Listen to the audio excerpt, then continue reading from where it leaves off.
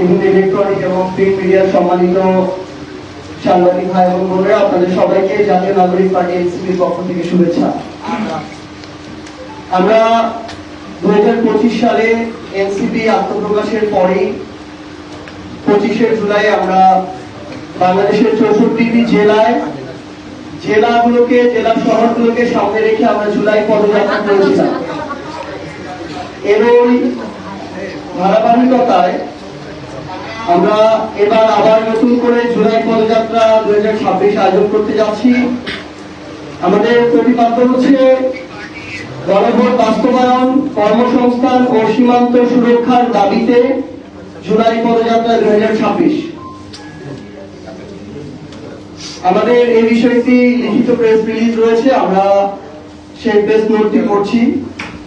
ঐতিহাসিক রক্তস্নাত জুলাই ফিরে এসেছে নতুন প্রত্যাশা ও প্রেরণার বার্তা নিয়ে। হাজারো শহীদের আত্মত্যাগ এবং ছাত্র জনতার গণঅভ্যুত্থানের মধ্য দিয়ে অর্জিত নতুন গণতান্ত্রিক বাংলাদেশের ইতিহাসে জুলাই একটি অনন্য অধ্যায়। এই ঐতিহাসিক মাসকে যথাযথ মর্যাদায় স্মরণ এবং গণঅভ্যুত্থানের আকাঙ্ক্ষা নতুন প্রজন্ম ও দেশের সর্বস্তরের মানুষের কাছে পৌঁছে দিতে দেশব্যাপী জুলাই জাগরণ শীর্ষক মাসব্যাপী কর্মসূচি ঘোষণা করেছে জাতীয় নাগরিক পার্টি এনসিপি।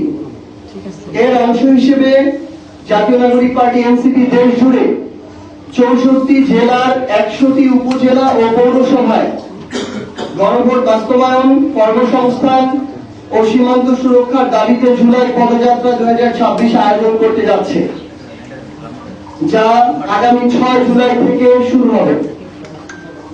উত্তরাঞ্চলে এনসিপির মুখ্য সংগঠক সার্জিস আলম ও মুখ্য সমন্বয়ক নাসিরউদ্দিন পাটোয়ারির নেতৃত্বে এবং দক্ষিণাঞ্চলে এনসিপির মুখ্য সংগঠক হাসনাত আব্দুল্লাহ এমপি ও মুখপাত্র আসিফ মাহমুদ সজীব ভূঁইয়ার নেতৃত্বে এই পদযাত্রা অনুষ্ঠিত হবে। জাতীয় নাগরিক পার্টি এনসিপি বিশ্বাস করে জুলাই শুধু একটি মাস নয়, বরং এটি আত্মত্যাগ, গণ আকাঙ্ক্ষা, গণতন্ত্র, ন্যায় বিচার এবং নতুন বাংলাদেশ বিনির্মাণের প্রতীক। তাই মাসব্যাপী এই কর্মসূচির মাধ্যমে সমাজের সকল শ্রেণী পেশার মানুষকে সম্পৃক্ত করে জুলাইয়ের আকাঙ্ক্ষা নতুন প্রজন্মের কাছে পৌঁছে দেওয়া, শহীদদের অবদান স্মরণ করা এবং দেশ গঠনের অঙ্গীকার আরো সুদৃঢ় করাই হবে এই আয়োজনের মূল লক্ষ্য। দেশ গড়তে জুলাই জাগরণ কর্মসূচির অংশ হিসেবে জুলাই পদযাত্রা 2026-এ দেশের সর্বস্তরের নাগরিক, তরুণ সমাজ, সাংস্কৃতিক কর্মী, পেশাজীবী, শিক্ষার্থী সহ সকলকে স্বতঃস্ফূর্তভাবে অংশগ্রহণের জন্য আহ্বান জানাচ্ছে জাতীয় নাগরিক পার্টি এনসিপি। আমরা ইতিমধ্যে আপনারা জানেন যে প্রথম ধাপে স্থানীয় নির্বাচনের প্রস্তুতির একটি অংশ হিসেবে আমরা বাংলাদেশের 100টি উপজেলা এবং পৌরসভায় আমাদের প্রার্থী ঘোষণা করেছি। সেই 100টি উপজেলা এবং পৌরসভাতেই আমরা আমাদের এই জুলাই পদযাত্রা করছি, যা 64টি জেলাকেই কাজ করবে। এবং এই পদযাত্রার মধ্য দিয়ে একই সাথে যেমন আমরা আমাদের এই জুলাইয়ের বার্তাগুলো নিয়ে মানুষের দ্বারে আরো প্রত্যন্ত ভাবে জেলা থেকে উপজেলায় ছড়িয়ে যেতে পারবো, একই সাথে আরো প্রত্যন্ত অঞ্চল থেকে মানুষের কথাগুলো আমরা শুনে সেগুলোর প্রতিধ্বনি তৈরি করতে পারবো আমাদের জাতীয় নাগরিক পার্টি এনসিপির মধ্য দিয়ে।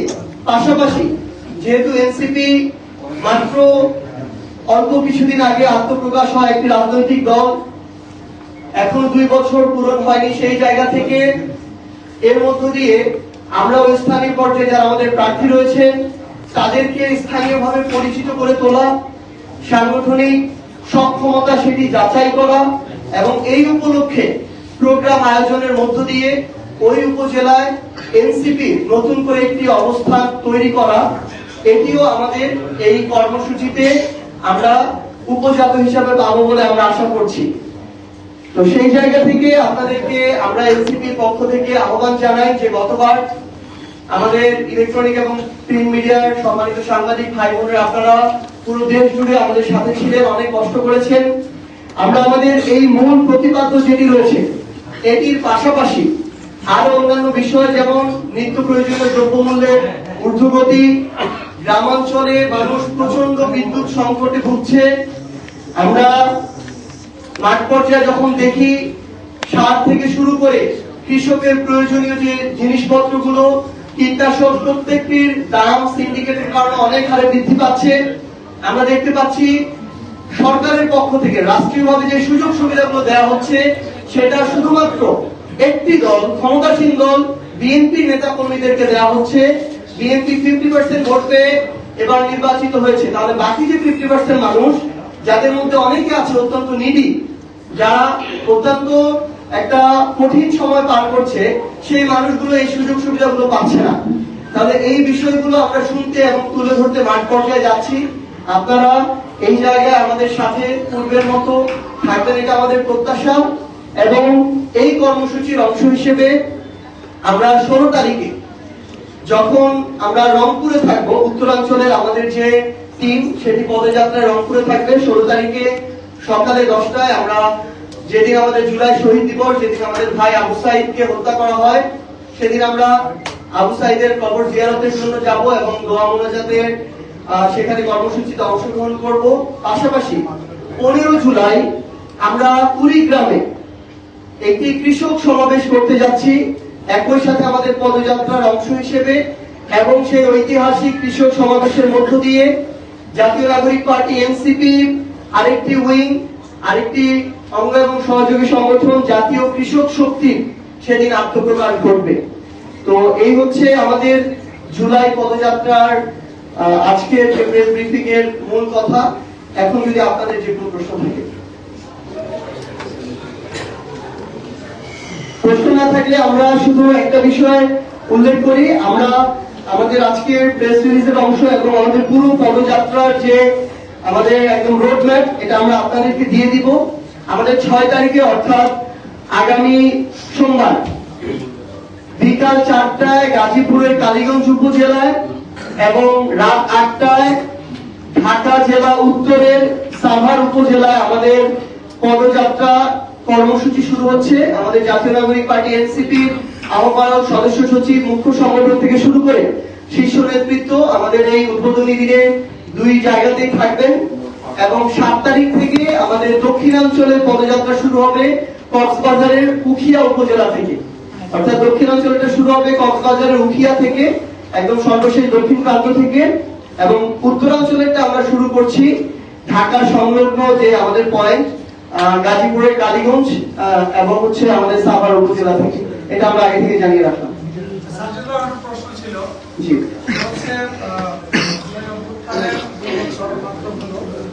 আমরা এখনই দেখতে পাচ্ছি যে অনেকেই জুলাইকে নিয়ে, জুলাই শহীদদেরকে নিয়ে নানানভাবে বিদ্রোহ করছে, নানানভাবে যাদেরকে আপনারা বিতাড়িত করেছেন অভ্যুত্থানের শক্তি, কিন্তু তারা আবার মাথা ছেড়ে দিয়ে চেষ্টা করছে। সেই ক্ষেত্রে আমরা আসলে রাষ্ট্রের কোনো পদক্ষেপ, শক্ত কোনো পদক্ষেপ দেখতে পাচ্ছি কিনা, অথবা আপনারা যে কর্মসূচিগুলো দিয়েছেন সেখানে এই দাবিগুলো আসছে কিনা একটু ক্লিয়ার করবেন, যে এখানে আসলে এখনো পর্যন্ত দল হিসেবে আওয়ামী লীগের বিচারের কোনো আসলে অগ্রগতি আছে কিনা, আপনারা কি দেখছেন? প্রথমত আমাদের গতবারের জুলাই পদযাত্রা আমাদের 3টি বিষয় ছিল: বিচার, সংস্কার এবং নতুন সংবিধান। তো সেখানে আমাদের এই যে বিচারিক প্রক্রিয়া, এই চলমান প্রক্রিয়াটি আমাদের কর্মসূচির প্রত্যেকটা বক্তব্যের অংশ এবং আমাদের রাজনৈতিক কর্মসূচির অংশ।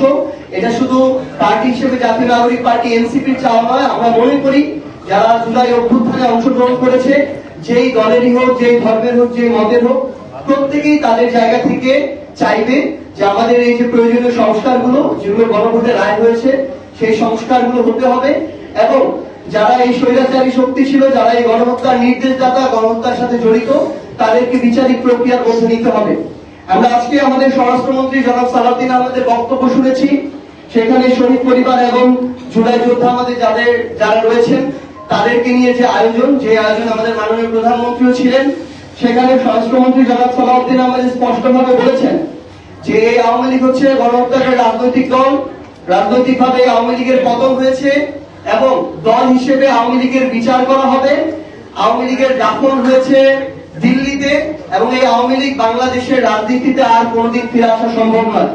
আমরা চাই বিএনপির মুখপাত্র হিসেবে জনাব সালাউদ্দিন আহমেদ যে বক্তব্য দিয়েছেন, এই বক্তব্য, কথা এবং কাজে আমরা যেন এটার বাস্তবায়ন দেখতে পাই।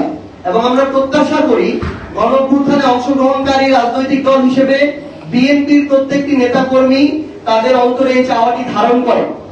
অল্প কিছু আমরা সোশ্যাল মিডিয়ার বিভিন্ন মাধ্যমে আমরা দেখতে পাচ্ছি যে বেশ কিছু মানুষ যাদের নাম বলে আমরা তাদেরকে ওই গুরুত্বটুকু আরোপ করতে চাই না, তারা জুলাইকে নিয়ে বা এই অভ্যুত্থানকে নিয়ে স্বৈরাচারের পক্ষে, খুনিদের পক্ষে, গণহত্যাকারীদের পক্ষে, যারা 1400 মানুষকে খুনের নেতৃত্ব দিয়েছে, শাপলায় গণহত্যা ঘটিয়েছে, পিলখানায় গণহত্যা একটা ঘটিয়েছে, এই মানুষদের পক্ষে যারা এখন সাফাই গায়, এটা আমাদের আসলে সামগ্রিক আমরা যারা জুলাই একসাথে অংশগ্রহণ করেছিলাম, সেটা বিএনপি বলেন, জামায়াত বলেন, এনসিপি বলেন, অন্যান্য রাজনৈতিক দল আছে যারা বলেন, এটা আমাদের সামগ্রিক একটা দায়বদ্ধতা যে আমরা ওই সকল গোপন এবং প্রকাশ্য এই খুনিদের দোষর এবং তাদের সহযোগীদের এখন পর্যন্ত বিচার নিশ্চিত করতে পারিনি। তাদের যদি বিচারের রায় হতো এবং এগুলোর যদি কার্যকারিতা থাকতো, তাহলে আজকে তারা কখনোই গর্ত থেকে মাঝে মাঝে উঁকি দিয়ে এই কথাগুলো বলার সাহস পেত না। ঠিক যেমনি ভাবে আমরা মনে করি যে আমাদের ভাই শহীদ শরীফ ওসমান হাদি, তাকে দিনে দুপুরে প্রকাশ্যে হত্যা করা হলো, সবকিছুর ফুটেজ আছে, তার হত্যাকারীদেরকে ভারতে গ্রেফতার করা হলো, মাসের পর মাস চলে যাচ্ছে, তাদেরকে ফিরিয়ে এনে যখন বাংলাদেশে, যেটা শুধু বাংলাদেশ না পুরো বিশ্বে একটা সারা ফেলে দিয়েছিল, পুরো বিশ্ব বিবেককে নাড়িয়ে তুলেছিল, সেই আসামিদেরকে যখন এনে বিচার নিশ্চিত করা যাচ্ছে না, তখন আসলে ওই গণহত্যাকারীর সহযোগীরা কিংবা গণহত্যার দোষরা এভাবে সাহস পাবে, আস্ফালন শুরু করবে। তো এই জন্য বিএনপিকে সরকার হিসেবে দায়িত্ব নিতে হবে যেন অতি দ্রুত আমাদের আন্তর্জাতিক অপরাধ ট্রাইব্যুনালের মাধ্যমে, আমাদের বিচার বিভাগের মাধ্যমে এই বিচারিক প্রক্রিয়াগুলো শেষ হয় এবং রায়ের পরে যেন অতি দ্রুত এগুলো কার্যকারিতা হয়।